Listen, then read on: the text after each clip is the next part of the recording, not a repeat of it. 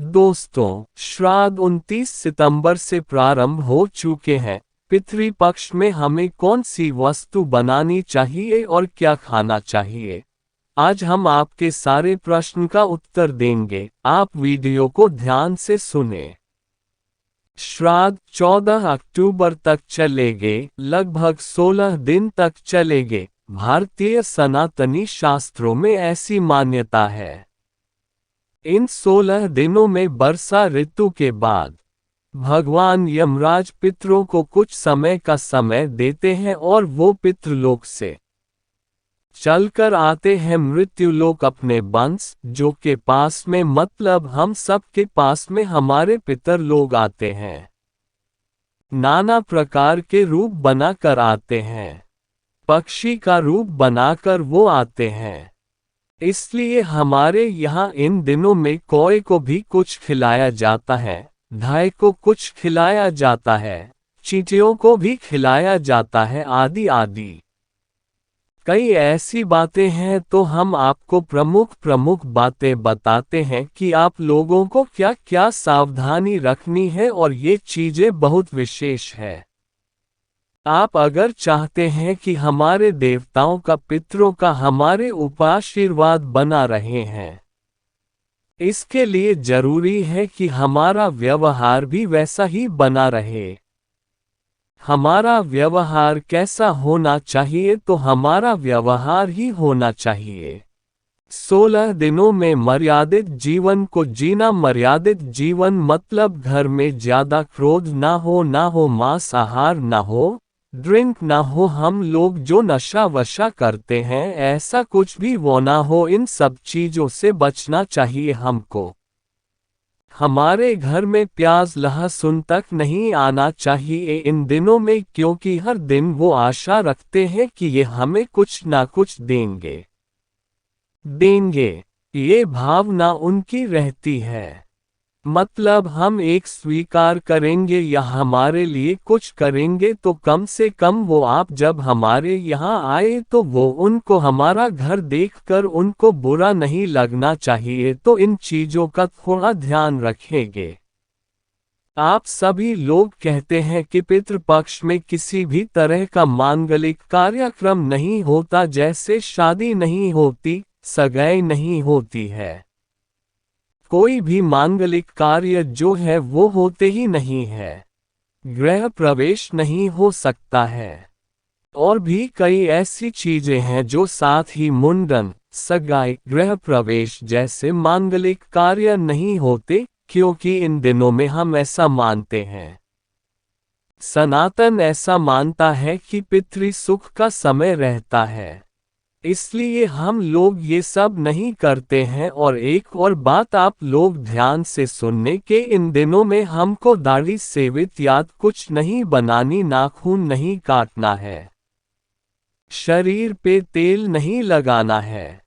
मान्यता तो ये है कि साबुन, शैम्पू इत्यादि का भी प्रयोग हमको इन दिनों में नहीं करना चाहिए। पर स्पेशल इस दिन श्राद्ध हो हमारे घर में किसी का, उस दिन तो कदाचित कदापि नहीं ये सब प्रयोग नहीं करना चाहिए। लेकिन दाढ़ी बनाना, शेव करना, बाल काटना और नाखून कटवाना ये पूर्णतः वर्जित है। इस पे कभी भी हम लोगों को ये कार्य नहीं करना चाहिए। जीव को साल में 2 बार श्राद्ध अवश्य करना चाहिए। 2 बार श्राद्ध अवश्य करना चाहिए।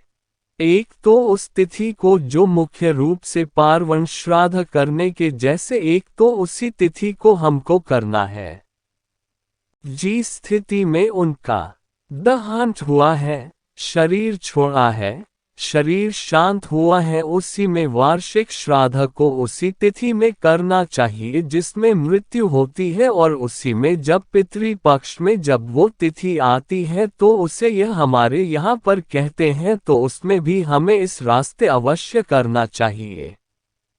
मतलब साल में 2 बार इस श्राद्ध अवश्य करना चाहिए।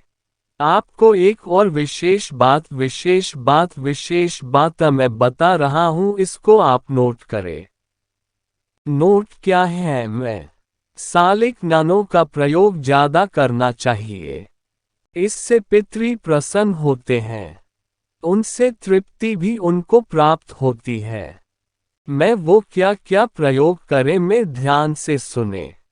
काला उड़द तिल जो सबा के चावल, गेहूं, दूध से बनी हुई तमाम चीजें पदार्थ जो हैं, मिठाई जो भी है मधु, चीनी कपूर वेल अमला अंगूर कटहल अनार अखरोट कसेरू नारियल, टेंथ खजूर नारंगी बेर सुपारी अदरक जामुन परवल गुड़ मखाना नींबू आदि को अच्छा माना गया है। इनका प्रयोग आप पक्ष में अवश्य करें, भोजन में अवश्य करें। रसोई के पवित्र के मैं एक वीडियो नहीं बना रहा हूं क्योंकि जो बनाऊंगा तो बहुत लंबा हो जाएगा। मैं ऐसे वीडियो बहुत बनाऊंगा, लेकिन यह एक वीडियो में मैं शॉर्ट आपको बता रहा हूं। ये शुद्ध चीजें होगी जो मैंने आपको बताए। इसके बाद जिनका प्रयोग नहीं करना है, को दो चना मसूर कदली सत्तू काला जीरा टैंटी कचनार कैथ खीरा लौकी पेठा सरसों काला नमक हुआ कोई भी बासी गला सड़ा कच्चा अपवित्र और अन्य श्राद्ध पक्ष में प्रयोग नहीं करना चाहिए। कल की बनी हुई चीज कभी भी गलती से भी श्राद्ध पक्ष में इस्तेमाल आप लोग ना करें। इन सब चीजों का आप लोग यह वीडियो मैंने पहला वीडियो आपको इसलिए बनाया जिससे आपको डेट टाइम और जो थोड़ी सावधानी है वो आपको पता चल जाए कि हमें ऐसे क्या क्या करना है। इसके अलावा जो अलग अलग और विशेष लाभदायक चीजें होंगी वो मैं आपको आने वाले वीडियो में बताऊंगा। आप उन्हें स्वीकार करें। इस वीडियो को ज़्यादा से ज़्यादा लोगों तक पहुंचा दें और जिससे उन सबको पता चल सके कि पितरों का आशीर्वाद प्राप्त करने का सुंदर समय अब आ रहा है। हमें उनको प्रसन्न करके भेजना है। दोस्तों, आप इस वीडियो को अपने सभी रिश्तेदारों तक पहुंचाएं। कैसे श्राद्ध में खाना बनाएं और क्या खाएं। राधे राधे दोस्तों, वीडियो अच्छी लगी तो लाइक जरूर करें।